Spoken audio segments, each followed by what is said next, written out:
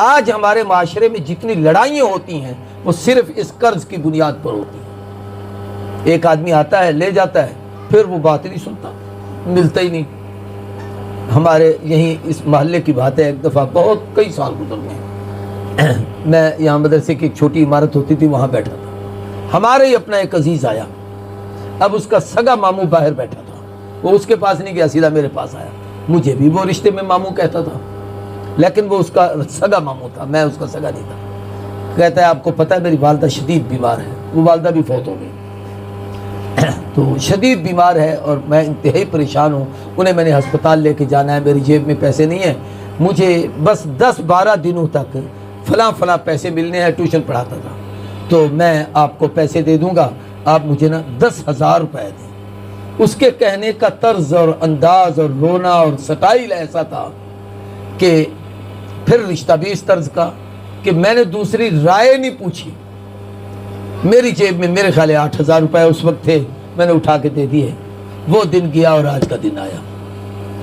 اولاً تو وہ سلام نہیں کرتا، ہم اسے یوں سلام کر دیں تو یوں کر کے نکل جاتا ہے۔ کبھی کسی اور موقع پر بھی اس آدمی نے سوچا ہی نہیں کہ میں نے یہ قرضہ بھی ادا کرنا ہے کہ نہیں کرنا۔ ماں اس کی مر گئی، پھر اس کی کئی سال بعد شادی ہوئی، اب شادی کے بعد اس کے 2-3 بچے ہو گئے، لیکن وہ بڑے ڈیٹ پن کے ساتھ پھرتا رہتا ہے اور پتہ نہیں اتنے قرضے کتنے لوگوں کے دینے ہوں۔ وَلَا يَأْبَ الشُّهَدَاءُ إِذَا مَا دُعُوا اللهم صل على سيدنا ومولانا محمد وعلى آل سيدنا ومولانا محمد وبارک وسلم۔ سورہ بقرہ کا یہ آخری حصہ ہے۔ قرآن مجید میں الفاظ کے لحاظ سے سب سے بڑی آیت یہ ہے، جیسے فضیلت کے لحاظ سے سب سے بڑی آیت آیت الکرسی ہے۔ تو یہ شروع سے شروع ہوتی ہے یا ایھا الذین آمنوا سے، اور یہ رکوع ختم ہونے سے 2 لائنیں پہلے واللہ بکل شیء علیم تک یہ پورے رکوع کی ایک آیت ہے۔ اس ساری آیت میں دین یعنی قرضے کے مسائل ہیں۔ شریعت جامع دین ہے، ہر قسم کے احکامات، مسائل، فضائل قرآن مجید بیان کرتا ہے، احادیث میں اس کی وضاحت ہے، پھر فقہ کی کتابوں میں اس کی اور زیادہ تفصیل اور تشریح اس کے اندر موجود ہے۔ تو اب تک جو ہم نے بہت سارے مسائل پڑھے، ان میں نکاح کے مسائل پڑھے، طلاق کے مسائل پڑھے، عدت کے مسائل پڑھے، ہم نے اس میں نماز کے مسائل پڑھے، روزے کے مسائل پڑھے، حج کے مسائل پڑھے، زکوٰۃ کے مسائل پڑھے۔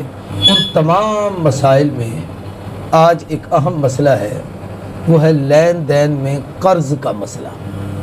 انسان کی زندگی ہے، ہر آدمی کی ایک ضرورت ہے، بعض دفعہ کسی چیز کی کسی سے کوئی چیز مانگنی بھی پڑ جاتی ہے، دینی بھی پڑ جاتی ہے، اس کے لیے کوئی وقت بھی متعین کرنا پڑتا ہے۔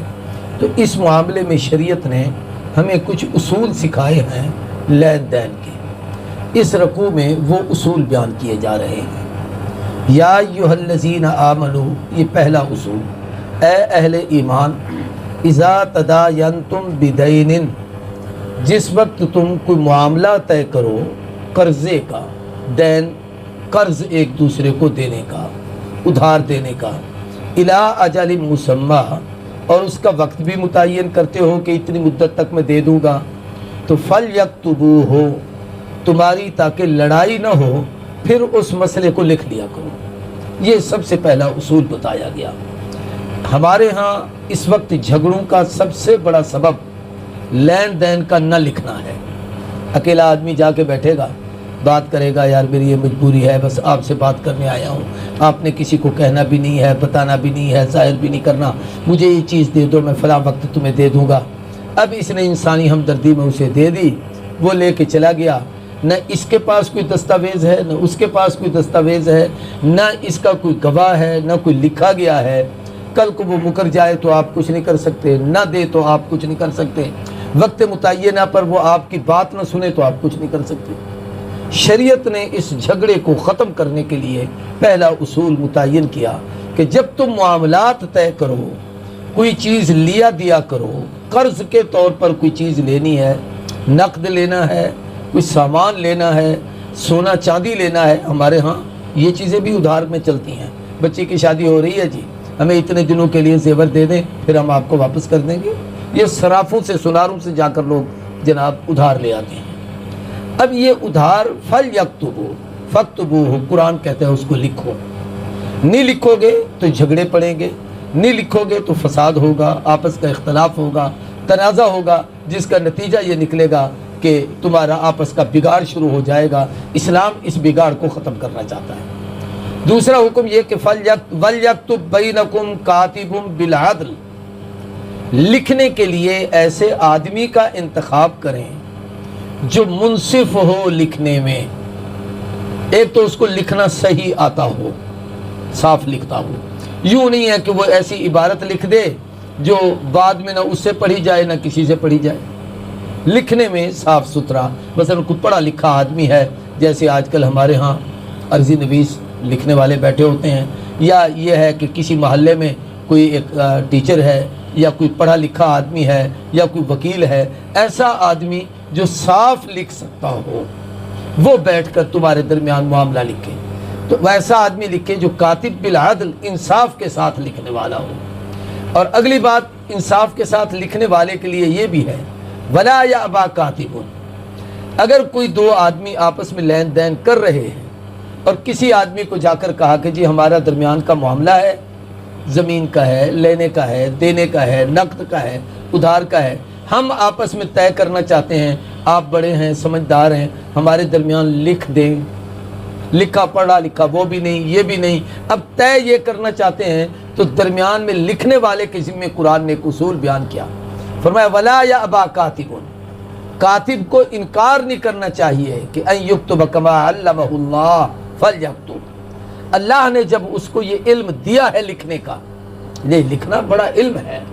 نون والقلم وما یسطرون، اللہ نے قسم ہی قلم کی اٹھائی ہے، اور جو قلم لکھتی ہے، اس کا معنی ہے کہ اس علم کی ابتدائی لکھنے سے ہے، علم کا تحفظ ہی لکھنے سے ہے، علم کی بقائی دنیا کے اندر لکھنے سے ہے.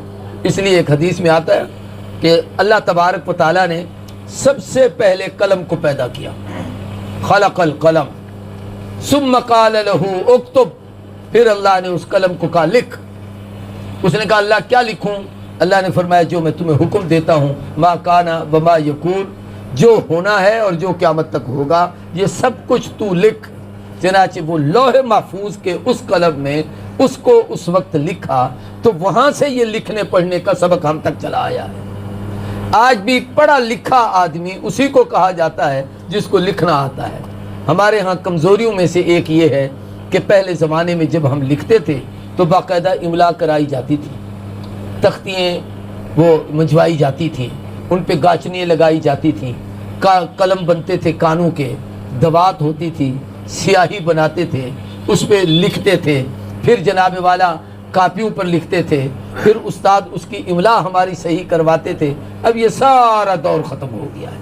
گویا ہم جہالت کی طرف جا رہے ہیں، علم کی طرف نہیں جا رہے. وہ علم کا دور تھا جب لکھنے لکھانے کا دور تھا. تو اللہ فرماتے ہیں جس کاتب کے ذمے کہا جائے کہ اس کو لکھ، تو اس کو انکار نہیں کرنا چاہیے، اس کو لکھ لینا چاہیے. ایک بات، پہلا مسئلہ سمجھایا کہ قرض کو لکھو. دوسرا سمجھایا کہ لکھنے کے لیے عادل کاتب ہو، سمجھدار کاتب ہو، جو دونوں کے درمیان انصاف کرے، کسی کی طرفداری نہ کرے، نہ لینے والے کی نہ دینے والے کی، نہ ادھر ڈنڈی مارے نہ ادھر ڈنڈی مارے. تیسری بات یہ کہ جو اس کے ذمے لکھنا ہے وہ انکار نہ کرے، میں نہیں لکھتا، میرے پاس ٹائم نہیں ہے، کیا یار سر اٹھا کر روزانہ آ جاتے ہو، میں اسی کام کے لیے بیٹھا ہوا ہوں. یوں نہیں انکار کرنا چاہیے، اس کو لکھنا چاہیے. اب لکھوانے کا حق کس کو ہے؟ قرضہ ایک نے لیا، دوسرے نے دیا، یہ لکھوائے کون؟ قرآن کہتا ہے وَلْيُمْلِلْ الَّذِي عَلَيْهِ الْحَقُّ، وہ لکھوائے جس پر حق ہے، جس نے ادھار لی ہے، جس نے پیسے کسی سے مانگے ہیں، لکھوانا اس کے ذمے ہے. کیا مطلب؟ کہ کاتب کو بھی یہ تلاش کر کے لے آئے، گواہوں کو بھی یہ تلاش کر کے لے آئے. اگر وہ کاتب اس کے لکھنے کے پیسے مانگتا ہے، جیسے ہمارے ہاں عرضی نویس پیسے لیتے ہیں، تو یہ پیسے بھی وہی بھرے گا यूं नहीं कि कर्जा देने वाला भरेगा, कि कर्जा भी वो दे, लिखवाए भी दो, सारा कुछ वो करे। ज़रूरत तो इसकी है, लेने वाले की, इसलिए अब ये लिखवाने का ये जिम्मेदारी इसके ऊपर है जो कर्जा ले रहा है, न कि जो कर्जा दे रहा है। बल यत्तकिल्लाह, अल्लाह से डरो, रब्बहू, जो तुम्हारा रब है, पालने वाला, वला यबखस मिन्हु शैया, और फिर उस लिखने में किसी किस्म की कोई कमी ना करो। फ़इन कान लज़ी अलैहिल हक़्क़ु सफ़ीहन औ ज़ईफ़न औ ला यस्ततीअ, ये एक और मसला है। जिस आदमी को आपने कर्ज दिया, जिसने लिखवाना था, ये आदमी तीन चीज़ों में से कोई एक है। या तो ये सफ़ीहन, अकल इसकी कामिल नहीं, पागल है, कुछ बात याद रहती है, कुछ भूल जाती है। या दूसरी बात यह है कि ज़ईफ़न, कमज़ोर है, बीमार है, न जा सकता है अदालत में, न आ सकता है, न लिखवा सकता है, न इसको बात याद रहती है। औ ला यस्ततीअ, या ये कि इसके अंदर ताकत नहीं इमला कराने की, यानी इसके पास पैसा नहीं, खर्चा नहीं, गवाह को कहाँ से तलाश करे, वो लिखने वाले को कहाँ से तलाश करके आए। अगर ये चीज़ें नहीं हैं तो अल्लाह फरमाता है फिर भी लिखवाओ, लेकिन अय्युमिल्ला होवा फलयुमलिलहु वलियुहु बिलअदल, अब इसकी तरफ से लिखवाएगा वो जो उसका वली होगा। वली से मुराद कौन है? वली से मुराद उसका जो शरई वारिस है, उसके पास इल्म और अकल है तो वो लिखवाए। मसलन कर्जा लेना था मैंने, मैं ज़ईफ़ आदमी हूँ, मेरा बेटा मेरा वली है, अब ये बैठकर लिखवाएगा कि अब्बू ने इतना कर्ज इनसे लिया है, फला तारीख को उनको देना है, और ये आदमी गवाह है और इतने पैसे हैं, ये बैठकर लिखवाएगा। मैं बूढ़ा हूँ, भूल जाता हूँ, ये हाफ़ज़ा इसका कमज़ोर नहीं है, ये बैठकर लिखवाएगा। तो इसलिए शरीयत ने ये अहकामात बताए कि ये कौन इस तरीके से करेगा। अब ये पहला उसूल था, उसकी चार शिकें बन गई। एक शिक ये है कि कर्जे में, लेन देन में किताबत करो। दूसरा ये है कि लिखने वाला मुनसिफ और आदिल हो और उसको इनकार नहीं करना चाहिए।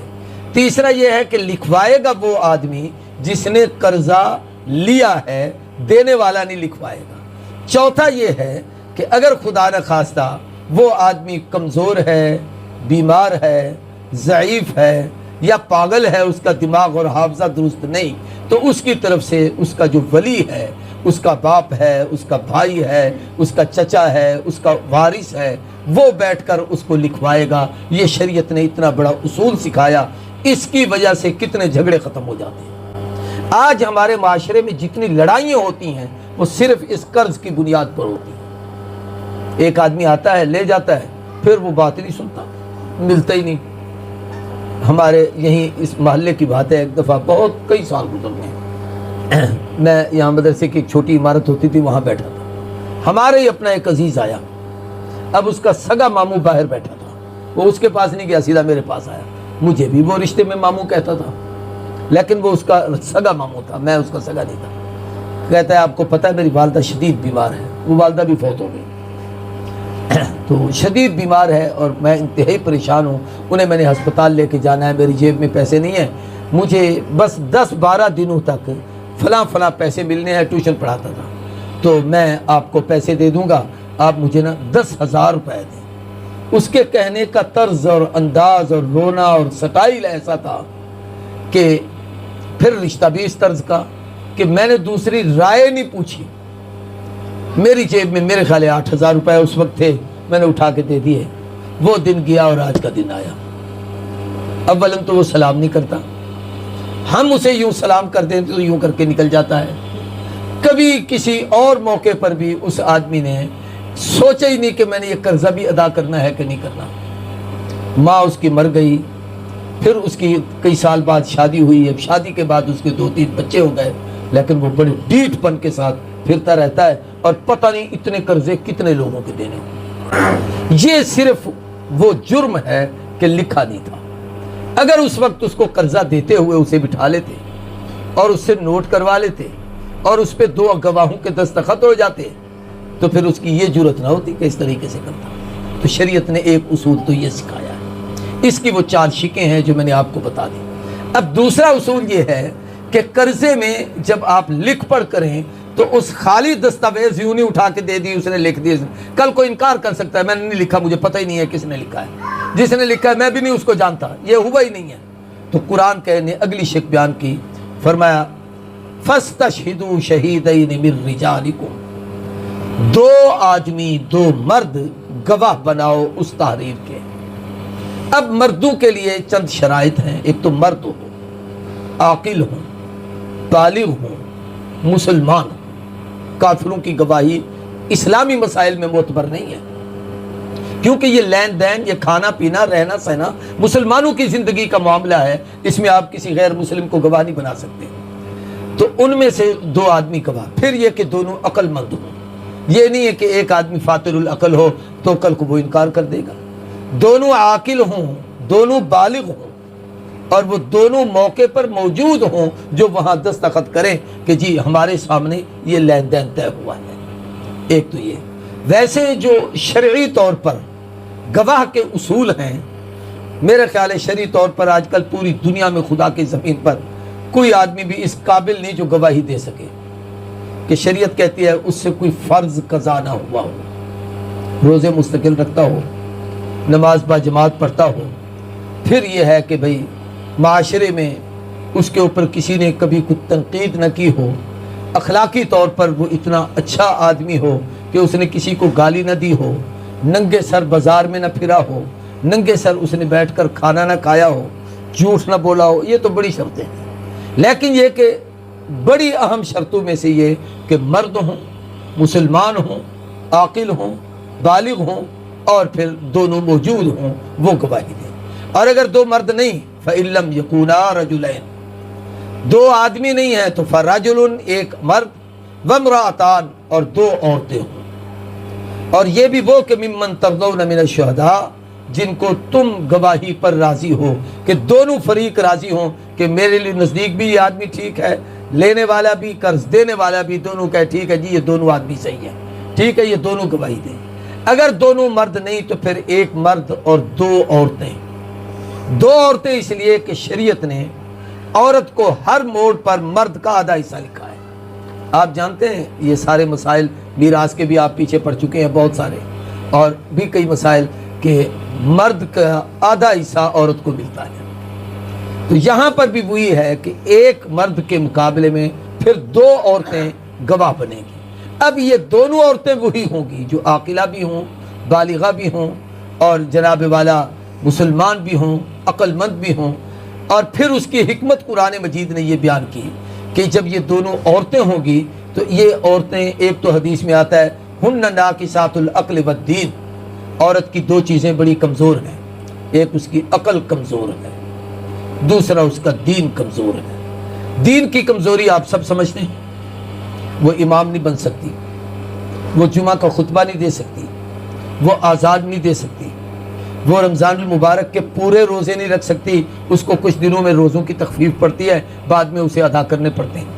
نمازیں چھوڑنی پڑتی ہیں اور اللہ کی طرف سے ان کو اس کی معافی ہوتی ہے. اس طریقے سے تمام مسائل میں عورت کے لیے مردوں کی نسبت تخفیف ہے. تو جب یہ دین میں ناقص ہیں تو ان کی عقل بھی ناقص ہے. آج اس وقت سائنس اور یہ ترقی اس حقیقت کو بھانپ چکے کہ جو اصول قرآن نے بتایا ہے کہ مرد کا علم, عقل, سمجھ کامل ہے, عورت کی ناقص ہے, اب اس کو یہ سمجھنے پر مجبور ہو گئے. چہ جائے کہ بعض دفعہ بعض بچیاں بڑی زیرک ہوتی ہیں, پڑھنے میں اتنی کامیاب ہوتی ہیں, بہت آگے نکل جاتی ہیں. یہ اپنی جگہ پر درست ہے کہ لاکھوں میں کوئی ایک, لیکن اصول یہ ہے کہ ایک مرد 2 عورتیں قرآن کہتا ہے. اور یہ اس لیے کہ فَتُذُكِّرَ إِحْدَاهُمَا الْأُخْرَىٰ, اگر ان میں سے کوئی ایک بھول جائے تو دوسری اس کو یاد کروا دے کہ دیکھو یہ بات یوں طے ہوئی تھی جب آپ اور ہم کٹے بیٹھے تھے, انہوں نے یہ لکھوایا تھا, یہ طے ہوا تھا. اب یہ یاد کروائے گی تو اس کو یاد آ جائے گا, تو یہ گواہی دے گی. اب یہ عورت کی گواہی کچھ معاملات میں تو جائز ہے, لیکن کچھ معاملے ایسے ہیں جن میں اس کی گواہی قطعاً قبول نہیں. ایک تو قتل کے مسئلے میں عورت کی گواہی بالکل قبول نہیں ہے.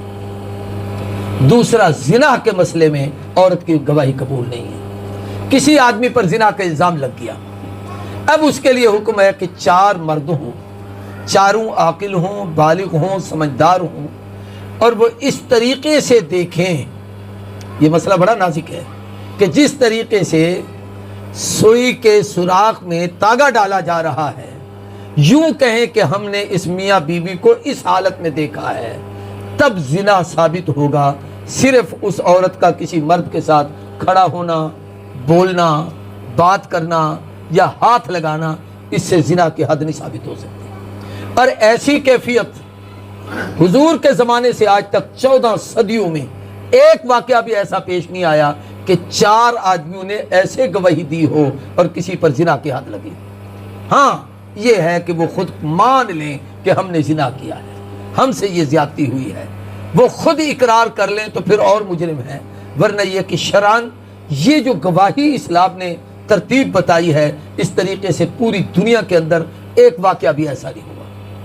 شریعت نے سزا اتنی سخت رکھی کہ اسے بٹھا کر باندھ کے رکھ دو اور اسے پتھر مار مار کے اسے قتل کر دو، یہ زنا کیا تھا۔ لیکن اس سزا دینے کے لیے اصول اتنا سخت رکھا کہ پوری دنیا کے اندر ایک واقعہ بھی ایسا پیش نہیں آیا۔ تو اس سے پتہ چلتا ہے کہ اسلام انسان کی جان بچاتا ہے، انسان کو مارتا نہیں ہے۔ اس لیے عورت کی گواہی اس میں قبول کیوں نہیں کہ عورت ایسی بات عدالت میں کسی مرد کے سامنے کھول کر کہہ نہیں سکتی، عورت اس بات کا یوں تذکرہ نہیں کر سکتی، اس لیے اس کی گواہی اس کے اندر قبول نہیں ہے، باقی معاملات میں اس کی گواہی قبول ہوگی۔